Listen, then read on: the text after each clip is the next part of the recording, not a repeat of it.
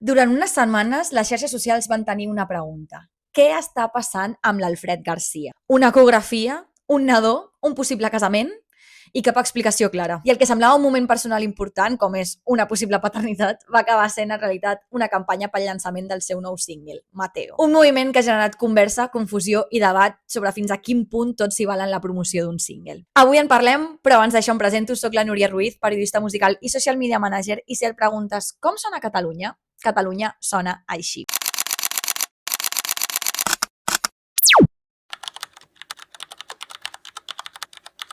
Tot comença el 26 de març quan l'Alfred publica al seu compte d'Instagram una ecografia amb un missatge una mica ambigu i diu: arriba una de les etapes més il·lusionants de la meva vida. La paraula era és molt utilitzada a la indústria musical per anunciar noves etapes creatives. A tots ens ve al cap la Taylor Swift i les seves eres. Clar, això deixava entreveure que potser no es tractava d'un anunci només personal. Pocs dies després arriba una segona publicació, aquesta vegada amb el nom Mateo i amb una menció a una cançó dedicada. I aquí ja les especulacions es disparen. És pare? Ho serà? Qui és la mare? La manca de context alimenta la narrativa i les xarxes fan la resta. I el següent pas de la campanya intensifica encara més el relat. L'Alfred publica una galeria d'imatges, una foto en una boda, una altra amb un nadó en braços de la seva mare i una tercera del mateix nadó presentat com a Mateo. Aquí la narrativa es consolida. No només hi ha un possible nadó, també hi ha un possible casament. Mentrestant, altres figures públiques reaccionen, feliciten i comenten, el que contribueix a alimentar encara més la història. I paral·lelament a xarxes comencen a aparèixer teories alternatives com que potser es tracta d'una estratègia de màrqueting.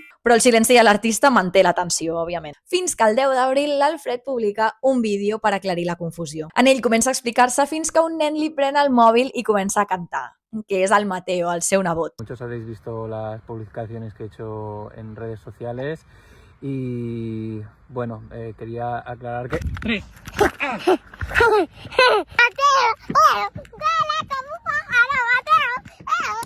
La narrativa es resol perquè no hi ha casament, no hi ha paternitat i tot forma part de la promoció del nou single Mateo. Mateo és una cançó dedicada al fill de la seva cosina i és una peça que gira entorn a la infància, als vincles afectius i a la mirada innocent del món. Ara bé, des del punt de vista del màrqueting, què és el que m'agrada a mi? L'estratègia segueix una estructura bastant clara. En primer lloc, la generació d'intriga amb publicacions amb informació incompleta i altament emocional, com són les ecografies, les imatges de la boda i els textos que acompanyaven aquestes publicacions. Després, l'ambigüitat sostinguda. No hi ha ni confirmació ni desmentiment. L'artista deixa espai perquè el públic interpreti. I seguim amb l'escalada narrativa, perquè es van introduint nous elements que reforcen la història inicial. Inicialment només tenim les ecografies i després ja veiem el casament i el nadó. Seguim amb l'amplificació social, amb les reaccions dels usuaris i altres figures públiques que multipliquen l'abast i acabem amb la resolució i és que la història es tanca amb el llançament de la cançó. Aquest tipus d'estratègia no és nova, però sí que és cada vegada més habitual en un context on l'atenció és limitada i la competència és constant. Si més no, el cas de Mateo posa sobre la taula una realitat cada vegada més evident i és que actualment les cançons no es llancen només com a cançons, sinó com a històries. Abans d'escoltar la cançó, el públic ja estava implicat emocionalment i això té un impacte en la seva recepció. I des d'un punt de vista estratègic, la campanya aconsegueix un objectiu clar, que és generar conversa, perquè durant dies el nom de l'Alfred Garcia es comenta, es comparteix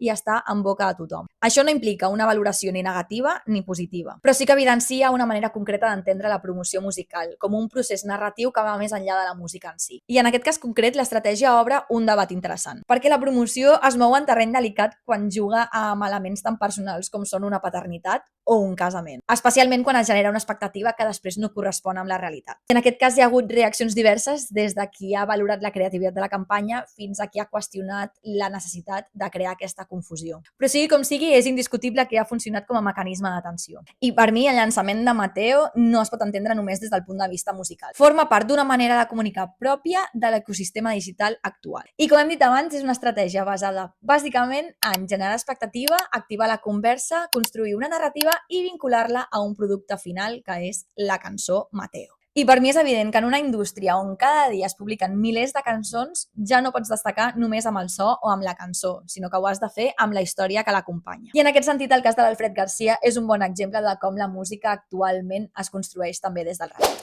Bé, i això és tot pel capítol d'avui. Si has arribat fins aquí, m'agradaria que em deixis als comentaris què opines tu sobre l'estratègia que ha seguit l'Alfred pel llançament de Mateo i ens veiem ben aviat amb més música i màrqueting a Com Sona Catalunya. Jo sóc la Núria Ruiz, periodista musical i social media manager, i Catalunya sona així.